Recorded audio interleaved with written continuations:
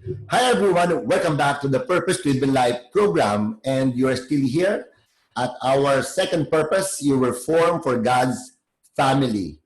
Maganda po ang topic natin ngayon. Ang topic natin ngayon ay restoring broken relationship, mga kapatid.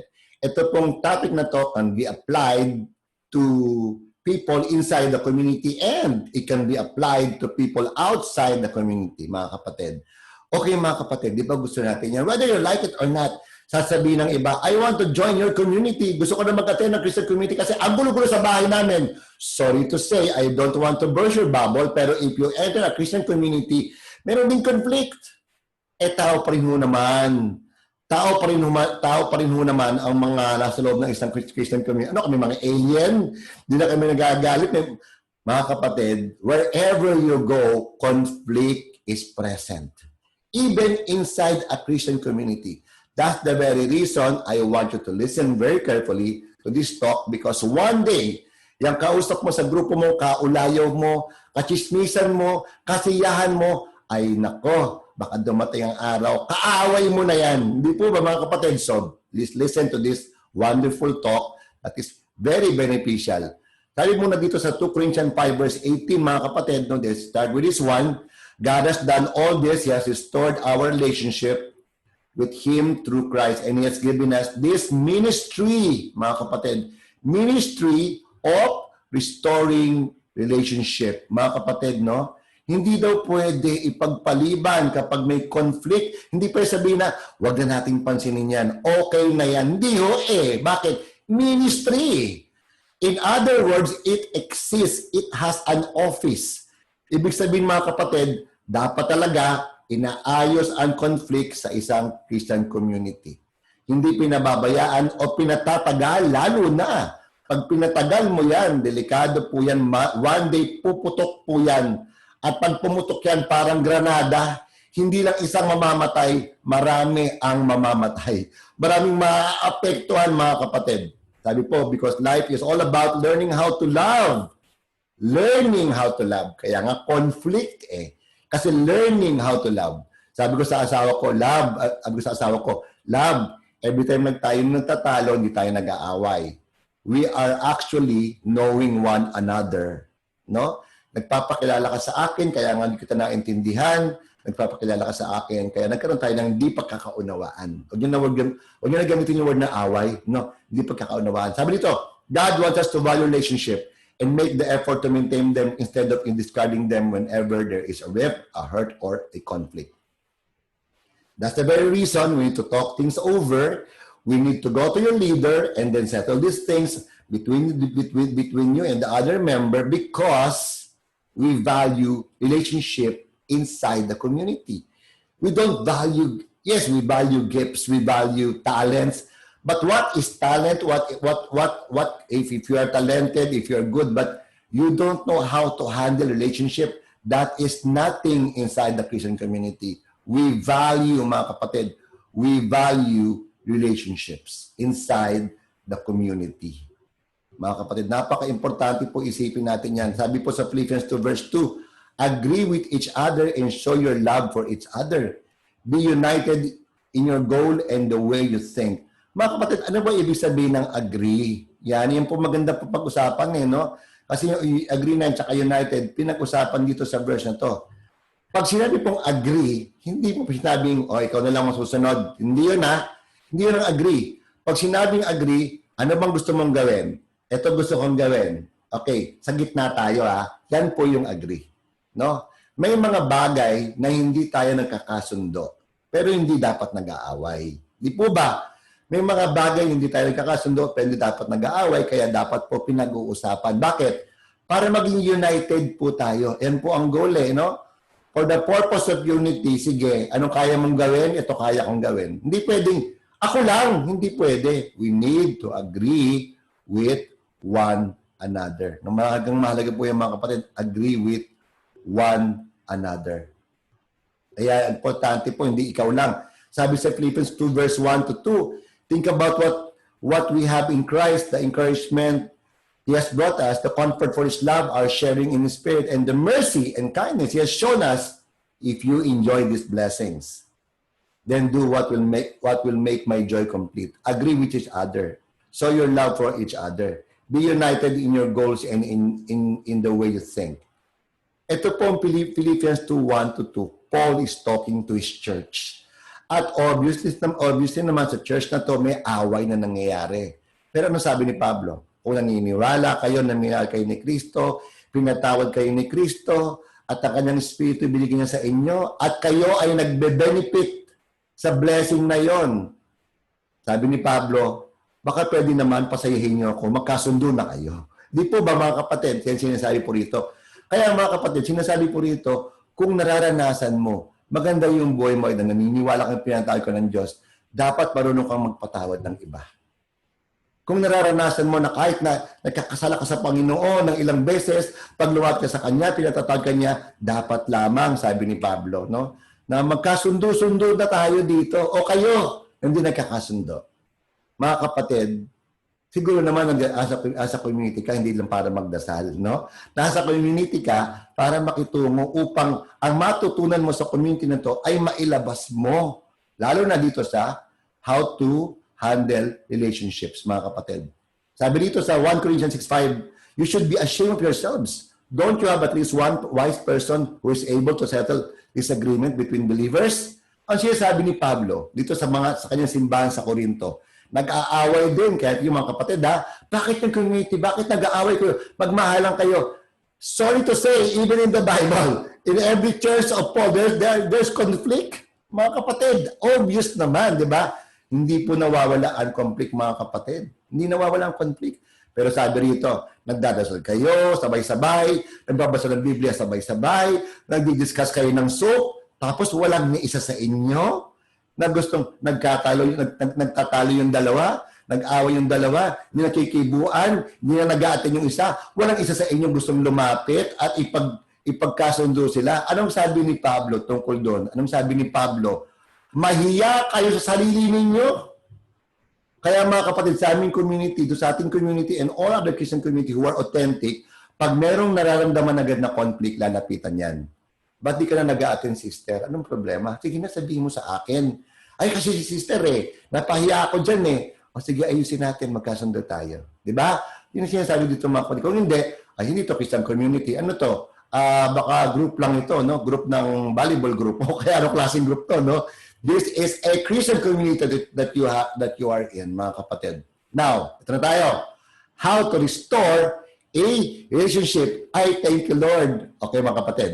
If you restored a relationship, marami pang relationship ang habang nabubuhay ka, kailangan mag-restore ng relationship. Kasi mga kapatid, hindi mo lang mundo ito, may mga buhay yung iba dyan at may mga time na hindi kayo magkakasundo sa buhay ninyo. Number 1, para ma-restore ang relationship, talk to God before talking to the person.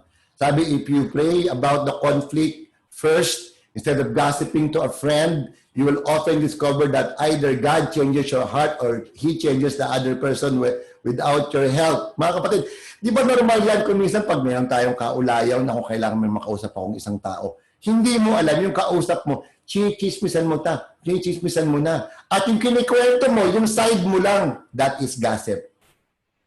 Kinikwento mo yung side mo lang. Yung nangyari lang na, siya kasi, ang bait-bait ko naman, hindi ko naman, kasalanan niya yun. Ito naman kinausap mo, naniwala naman na ikaw yung tama. Ba't di ka muna nagdasal? Di ba? Mag-pray ka muna, Lord, pacify my heart. Nagagalit ako, Lord.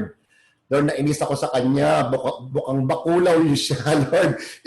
Sabi mo lahat ka sa Panginoon. Sabi mo, nainis ako sa Kanya. Ang dagdag niya, ayoko na sa Kanya. Lord, no? Kung makano siya, inano niya ako, Lord. Sabi mo sa Panginoon lahat. Huwag mo sabihin sa tao agad. No? Pwede mo sabihin sa leader ng community. Pero I advise you, manalangin ka muna.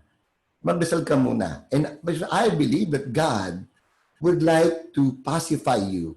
Nakita ng Panginoon yung away ninyo At baka mamaya, sa panalangin mo, pagbabasa mo ng Biblia, ay, ikaw pala yung mali. Hindi pa mga kapatid, ganun minsan, di ba? Ay, ako pala yung mali. Hindi sa, na iniisip mo, siya pala yung mali. Di ba, mga kapatid?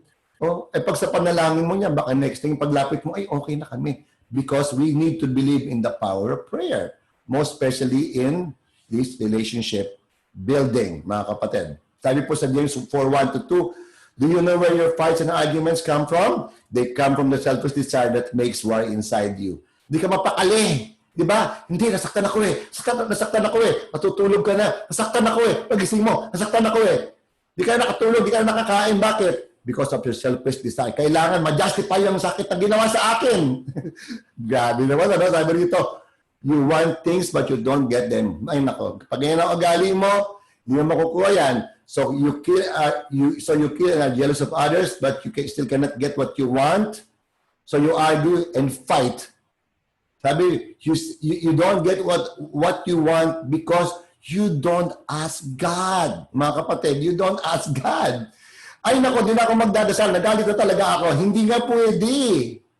Manalangin muna. Hindi pwede diskarte mo lang. Ano bang sinasabi ng Biblia dito sa away na to? Ay kung uulitin ko, kapag hindi mo maintindihan, lapitan mo yung leader mo. Tapos mag-usap kayo. Pag hindi alam yung leader mo, lalapit sa akin yan. No? Kami ni Romel, lalapitan sa amin. Pag-uusapan natin yan. Magkasundo lang. Uulitin ko, hindi pwedeng tumagal. Pag tumagal yan, marami nang apektado. Next thing you know, ang community nagko-collapse na. Kaya kung halimbawa, may naramdaman kayo kahit konti, no? Hindi nyo kayang diskartehan yan. No? Pwede nating ayusin yan. No? Palapitan nyo lang po kami ng maayos po yan, mga kapatid. Number 2. So yung number 1, manalangin, alamin sa Biblia paano ayusin. Tapos pagkatapos, lapitan yung leader. Kumonsulta. Number 2, always take the initiative. Ano ako, brother Randy? Ako pa. Ako na nasaktan. Ako pa mauuna. Restoring broken fellowship is so important. Jesus commanded that even it even takes priority over prayer. Ano sinasabi sa Matthew 5:20-24? So if you're offering your gift at the altar and remember that someone has something against you, leave your gift there and go make peace with that person. No? Go make peace with that person. That then come and offer your gift, mga kapatid. Anong sinasabi dito? No? Napaka-logical naman itong Matthew 5:20-24. Paano ka naman mananalangin kung meron kang niisip na may kaaway ka? Paano ka mag-o-offer ng gift kung meron kang guilt? Sabi ng Panginoon, go make peace with that person. Kung andyan yung taong yan, okay, make peace with that person. Hindi naman yung lalapit ka agad, o nagkasala ako, sorry. Hindi naman ganun eh. Kailangan may proseso. Okay, naisip mo, okay, naisip mo, hindi ako makapanalangin, nababagabag ako sa isang taong yan sa community, nagagalit ako sa kanya. Okay, go to a process. Ano yung una? Manalangin ka. O pag nanalangin ka na, hindi ka pa rin payapa, you consult a leader. Don't consult other member. Kasi baka maging chismo sa labas mo niyan eh. Okay, hindi naman sila train. Ito mga leaders ng OBS, tinitrain natin yan psychologically, tinitrain natin spiritually, emotionally, paano mag-handle ng ganyang problema. Okay, so, go make peace with that person. No? So, yun yung process. Okay? Ulitin ko, hindi lang yung, ay nako, go with peace with that person. Beso-beso ka ulit. Hindi yung mangyayari yun. Imposible yun. No? So, take it into a process. Let the community take care of it. Mga kapatid, lapit lang po kayo sa amin. And then you can offer your gift. Pag nailabas nyo na yan sa panalangin, nailabas nyo na sa community nyo, mga kapatid, sigurado po, malaking bagay, you can offer your gift to the Lord na wala ka ng guilt.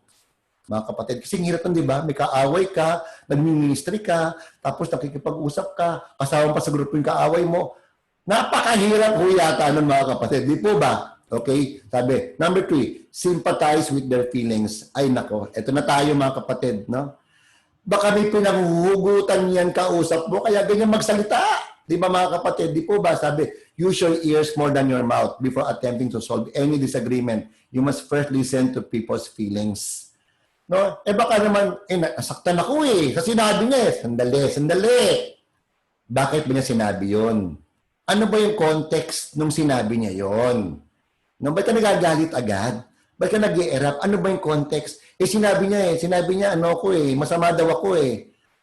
Tapos nung kinausap namin yung kabila, ang sinabi lang pala ng kabila, ganito lang, pakiramdam ko, masama yung ginawa mo. Ay, pakiramdam pala niya yun eh.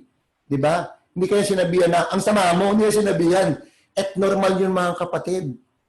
Kung minsan, mga kapatid, is yung dinig natin, No? Ginagamit ng demonyo yan para guluhin tayo. Kaya sandali. Pakinggan mo muna yung pagkasabi niya. Ba't niya sinabi yon? Nung sinabi niya yon, anong emosyon sa paligid? Okay? Kasi kung hindi, pag lagi kang magagalit, lagi kang sensitive, nako, para kang natusok lang, iyak agad, no, hindi po pwede sa community yon. No, marami po kasing mga emosyon sa community na gustong magbago yung mga taong yan.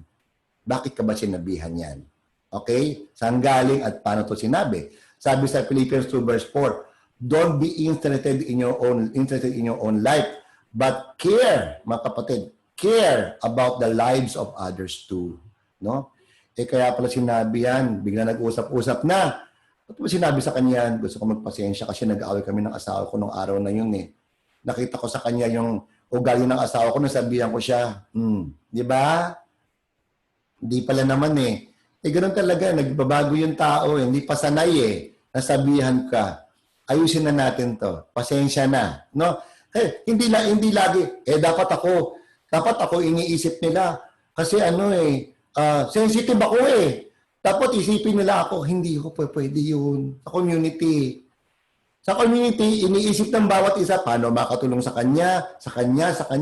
At pag tinulungan mo yung mga taong yon, inisipan mo yung paano ba ako makatulong sa ibang tao. Reciprocal yan mga kapatid eh. Babalik din sa iyo. Tutulong din sa iyo yung mga taong yan.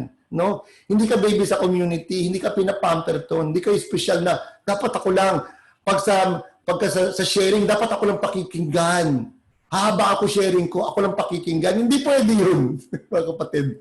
No? Dapat nagsasalita din yung iba nang malaman paano makakatulong. Di mo alam, baka mamaya isa po niyan galit na sa iyo. No? But care about the lives of other people. No? May pinanguhugutan. Kaya hindi nagkasundo, tignan natin ano bang context para maayos natin ang lahat ng yan. Number 4, confess your part of the conflict. Ayan mga kapatid, no? Confess your part of the conflict. Hay nako mga kapatid, wala pong away kung wala ka dyan. Diba? Dalawa kayo, nag-away kayo. Hindi pwede sabihin na kasalanan niya yun eh. Ang totoo naman, kung wala siya sa buhay mo, kung hindi niya kausap ikaw nung oras na yon, hindi magkakaroon ng kaaway yan. Mga kapatid, dapat yun natin attention sa ating sarili. Ang away po, laging dalawa responsable. Laging dalawa nagkulang. Walang may tama, walang mali. Kailangan lang i-agree. Kaya nga sinasabi lagi yung salitang, di pagkakaunawaan. Hindi lang nagkaunawa. Kasi hindi kita naintindihan, hindi mo ko naintindihan, no? Mga kapatid, di ba? Sabi, if you're serious about restoring a relationship, you should begin with admitting your own mistake or sin. Di ba? Pasensya ka na, hindi kita naintindihan eh. No? Kaya mga kapatid, ako po, mayroon ako sinasabi. Sinasabi ko lagi mga counsel ko na may mga kaaway sila. No? Sinasabi lagi sa kanila, kapag nasaktan ka sa sinabi ng taong yon, sabihin mo ganito, alam mo, ang problema dito, hindi kita naintindihan. Sabihin mo sa kanya yon. Kung sasabihin na, ang problema, hindi kita maintindihan eh. No? Ang problema, hindi ko na, sorry po, ito pala, ulitin ko, baka nawala ako ha. Sasabihin mo sa kanya, ang problema, hindi ko maintindihan yung sinabi mo, hindi ko naintindihan. Ikaw yung may problema. Hindi mo sasabihin sa taong yan na, ang problema, hindi ka maintindihan. No? Pag sinabi mo na ang problema, siya, away na yun. Siguradong away na yun. Pero pag sinabi mo, anong problema dito? Ako problema eh. Hindi kita maintindihan. Hindi ko maintindihan sinasabi mo. No? Hindi ko ma-absorb. Bakit pwedeng paliwanag mo pa ng konti? Yan po mga kapatid. Lagi po, para ang isang relationship sa isang argument, magkaayos-ayos, lagi po sasabihin na, okay, paliwanag mo sa akin. Okay, ito no, ang issue dito, gusto kong magpaliwanag. Kasi mo, kung maintindihan mo ako, papaliwanag ko pa. Ito, ganyan dapat ang pagsasalita. Hindi yung, ikaw kasi may problema. Ikaw kasi dapat ganyan ka. Ikaw, ay, naku, away na po yan. Parang lumalabas, ikaw lagi yung tama, mga kapatid. Sabi po sa Matthew 7 verse 5, you are a hypocrite. First take the wood out of your own eye. Then you will see clearly to get the dust out of your friend's eye. And in 1 John 1 verse 8, sabi, if you say that we have no sin, we're fooling ourselves. And the truth is not in us. Ay, naku, siya naman may kasalanan. Wala akong nagawang kasalanan. Ay, naku, hello! 1 John 1 verse 8. Mali. May kasalanan ka rin. No? Baka hindi mo napaliwanag mabuti. dire-diretso ka, taklesa ka, hindi mo alam, ganun ka na, buhay mo na yun eh. Kaya nasa community ka para ayusin. Kaya sinabi, if we say that we have no sin, we are fooling ourselves. Kaya hingi ka ng tawad. Pasensya na, hindi ko nasabi ng tama. Pasensya na kung ano. Handa naman ako makinig eh. Sabihin mo lang sa akin, ano bang gusto mong gawin? Handa akong makinig. Tara, mag-ayos tayo. Yan mga kapatid. Hindi yung, dapat nakinig ka sa akin. Ako marunong dito. Ako ang leader dito. No, dapat magaling ako sa iyo, di ba? Mga magulang ganun, makinig kayo sa akin. Teka, mga bata dapat pakinggan din, mga kapatid. Di po ba? Kaya, mga kapatid, bago mo isiksik yung gusto mong sabihin, isipin mo din na may pagkukulang ka din. Kaya, hihingi ka sa kanya ng explanation. Kaya sinabi, if we say sin, we have no sin, we are fooling ourselves and the truth is not in us. Pag kayo po ay nagkaroon ng conflict sa buhay ninyo, isipin niyo po, whether you like it or not, kasama kayo sa gulong yun. No? Kasama kayo nag-create ng gulo. No, hindi yung nag-create siya ng gulo, hindi, kasama ka. Buti kung wala ka dun. Di ba mga kapatid? Yan po ang ibig nating sabihin dito sa na share your conflict. Mga kapatid, number 5, attack the problem, not the person. At yan, normal po yung mga kapatid, no? Ang kaaway mo, yung attitude niya, hindi yung tao. Kasi yung taong yan, ginawa ng Diyos yan. Nung baby yan, mabait yan. Nung bata yan, mabait yan. Nung lumaki yan, nakurap ang utak niyan. Naging salbahe yan. At ayaw niya yun. Hindi niya gusto yun na maging salbahe siya. So ang problema ng taong yan, yung attitude. Hindi yung tao mismo. No? Lahat tayo sinilang na mabuti, mga kapatid. No? Lahat tayo sinilang na mabuti, kaya lang naapektuhan ng buhay natin ng ating kultura, kaya kung minsan na magagalitin tayo, minsan tayo taklesa, minsan kung makapagsalita tayo dire-diretso, kaya dapat tignan natin. No? Bakit po ba yan? Sabi, nagging never works. You are never persuasive when you are abrasive, mga kapatid. No? Hindi ka pwedeng magsasabi sa kanya na mali ka, dapat ginawa mo to, ito. Naku, naging nakakarindi po yan. Lagi po na, teka, aralin mo, bakit po ba sinabi to? No, tulungan kita, lika. Katulungan kita. Magtulungan tayong dalawa, magtulungan tayo. Ito yung nangyari, di ba? Ito yung nangyari. Pagkatapos, ito yung nangyari. Oo, so paano ba? Ano bang gagawin natin dito? Saan ba tayo magkakasundo? Hindi yung inanag mo siya.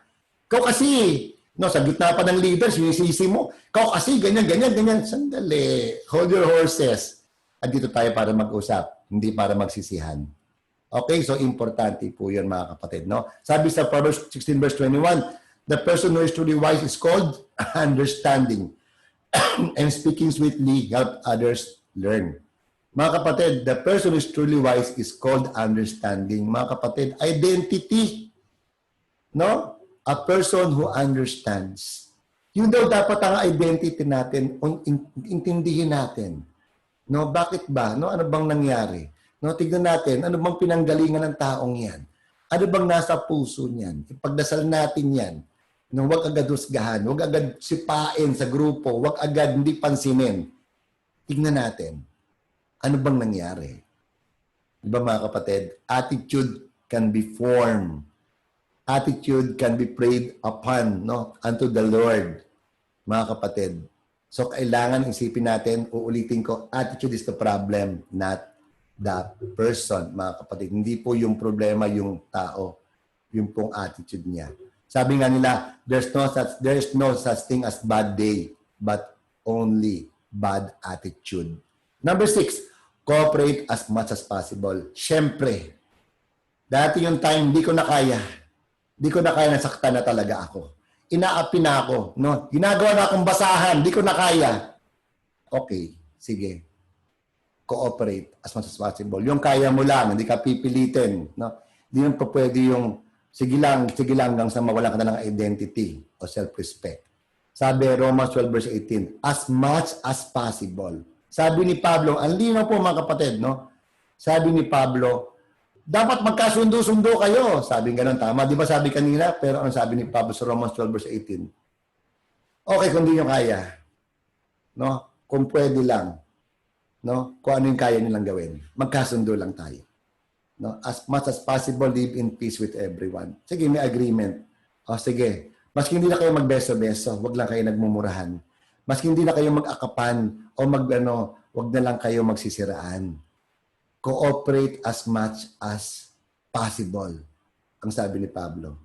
So mga kapatid, no? Hindi kayo pinipilit na magkasundo kayo. Yan, dapat bati na kayo. Hindi ho ganon.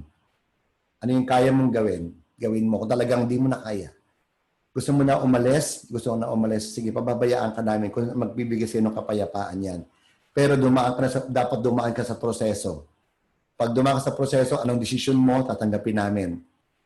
Pumasok ka ng community na mapayapa, dapat lumabas ka ng community na mapayapa, na wala kang kaaway. Kung hindi, lahat ng papasok ka ng community, papasok ka ng ganun din, mga kapatid. Napakahalaga po nun. Blessed are those who make peace, they will be called God's children, mga kapatid. So aim for a peaceful relationship in order for you to experience or be called God's children, mga kapatid. Always aim for peace. No, hindi yung pag may sinabi yung isa, kating-kati ang dila mo, magkipag-usap ka, magaling kang mag-convince, nagkaroon tuloy ng rip, nagkaroon ng faction sa loob ng community. Hindi po. Always focus on what will make this group peaceful. Meron kaya sinasabi ko palagi mga kapatid, pwedeng yung peace na to, peace is not the absence of war. No, ulitin ko yan. Peace is not the absence of war. But peace is agreements being united in our goals and thinking, mga kapatid, no? Nagkakasundo kasi meron tayong in the middle agreement, mga kapatid. Okay, so yan po mga kapatid. Point to ponder, relationships are always worth restoring. Sabi ko nga sa community na to, kailangan pag may conflict, mag-aayusan, no? Mag-uusap. Kung kailangan may mag-usap, may makakadinig na mapagkakatiwalaan para may witness. Kung kayong dalawa lang, siyempre, your word against that person, merong isa po na makikinig, most recommendable, isang leader na makikinig para sabihin din sa amin ano nangyari. We're gonna coach them how to do it. Trust us. We want you to stay here in our community so that you will be able to learn how to restore relationship and that the people around you, in your family and friends, you will live. And they will tell you, you are indeed a child of God because you know how to make things better through relationship and making relationship good. First to remember, as much as it is possible, live in peace with everyone. Kung hanggang makakaya mo, hanggang kaya mo, mga kapatid. May isa akong kaibigan na mapit sa akin, hindi ko na kaya ang asawa ko, ganyan, hindi ko na kaya, inaapi niya ako palagi. And when he has gone to me into counseling, and I invited her to go and enter the community. She indeed entered the community, and now that family is okay. Mga kapatid, gawin niyo po yung lahat. No? Kaya sinasabi ko, be in a Christian community. You'll learn how to deal with relationship, which is very important in our lives. If you've grown in this teaching, mga kapatid, share with your friends. Share with your friends and let conflict be resolved every now and then. Hanggang nabubuhay tayo may conflict sa buhay natin, hindi nawawala. But the most important thing is this. We know how to resolve them. Randy Ramos po mga kapatid, I proclaim, God reclaim.